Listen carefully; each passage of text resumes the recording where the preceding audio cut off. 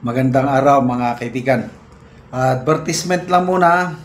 Meron tayong stock ngayon ng dark chocolate.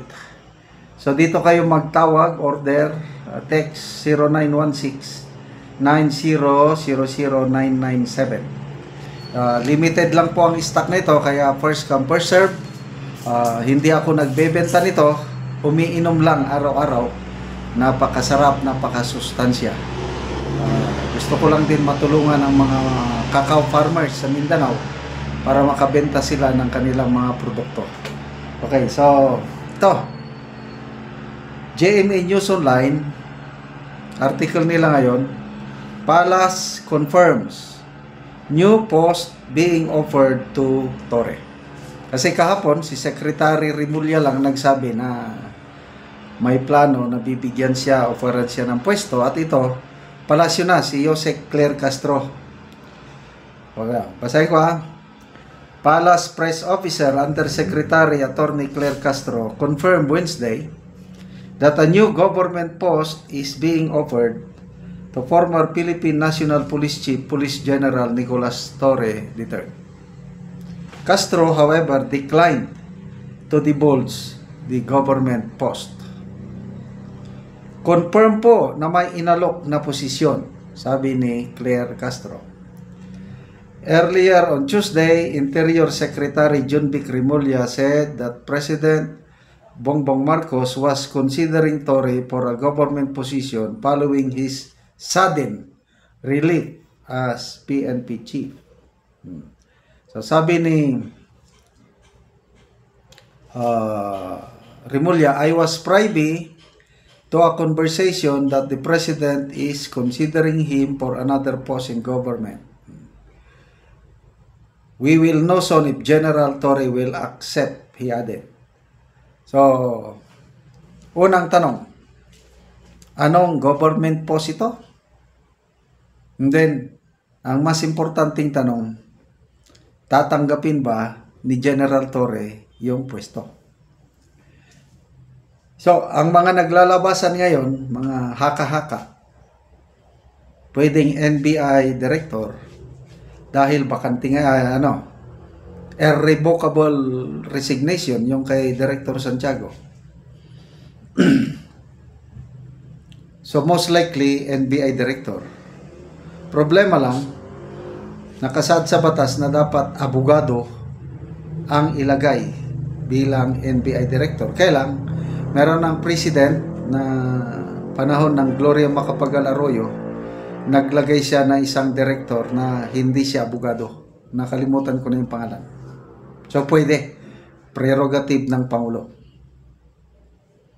So, ano ang maitutulong niya sa NBI?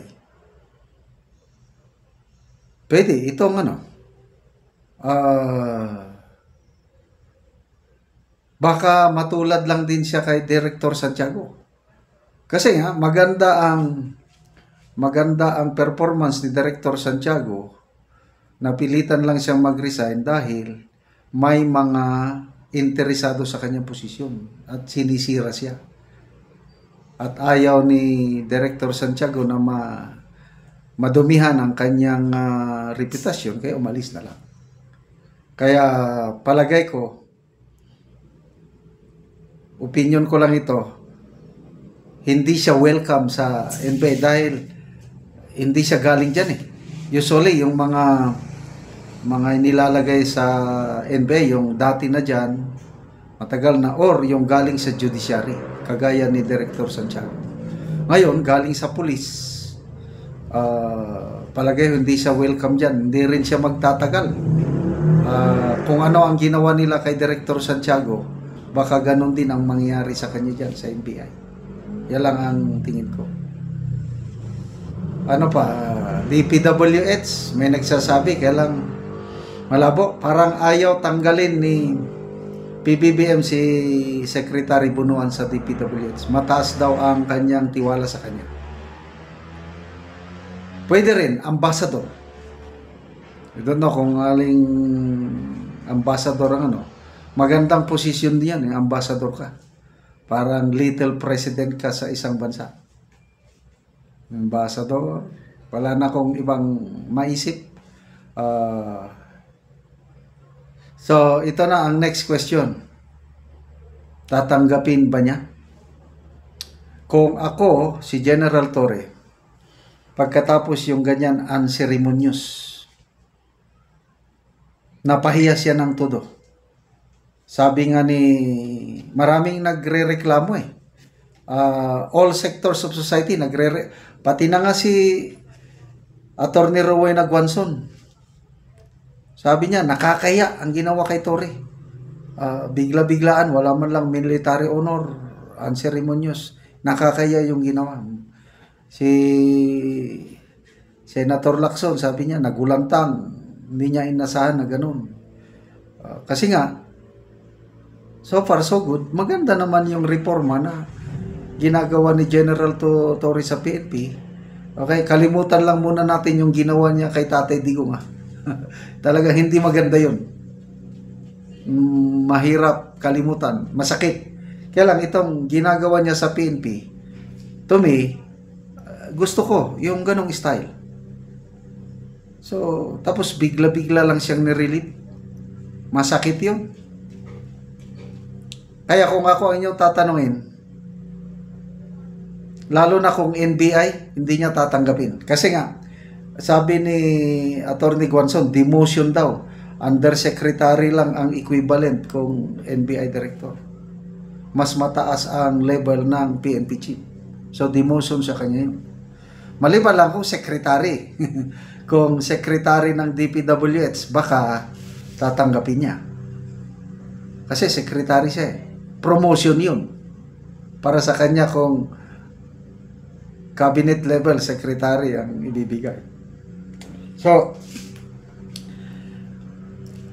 again, kahit ganon ang ginawa niya kay Tatay Digong, ako, naawa pa rin ako sa kanya and I wish him well. Kung ano ang sa ngayon is don't know kung nasa denial stage or acceptance stage. Pag may mga ganyang pangyari sa buhay natin, the best thing to do is accept para magkaroon ka ng peace of mind. Pag denial, nako, hindi ka makatulog-tulog. So, good luck, General Torre. Sana tamang desisyon mo kung tanggapin mo hindi. Salamat mga kaibigan sa inyong pagsubaybay sa ating channel at nakakatulong kayo ng malaki sa Tribong Talandig ng Bukidnon dahil ang channel natin, sweldo sa channel na ito, pantulong sa tribo. Namimigay tayo ng mga libreng yero at pako para makapagpatayo sila ng mas disente o mas maayos na tahanan.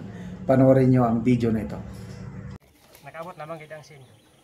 Salamat ikay sa nagkakayan niya.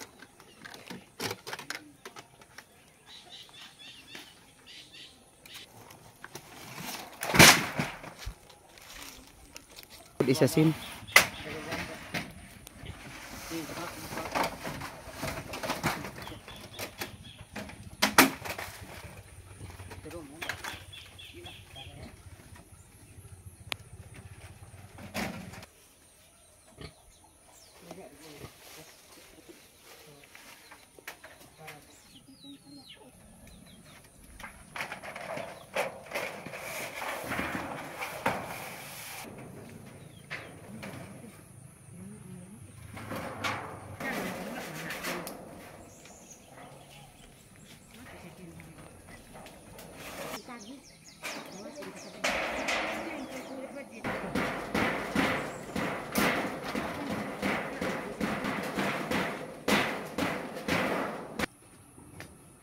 O karon unsa inyong maistorya nga maayo na inyong atop nakabalay na gyud mo og bag-o.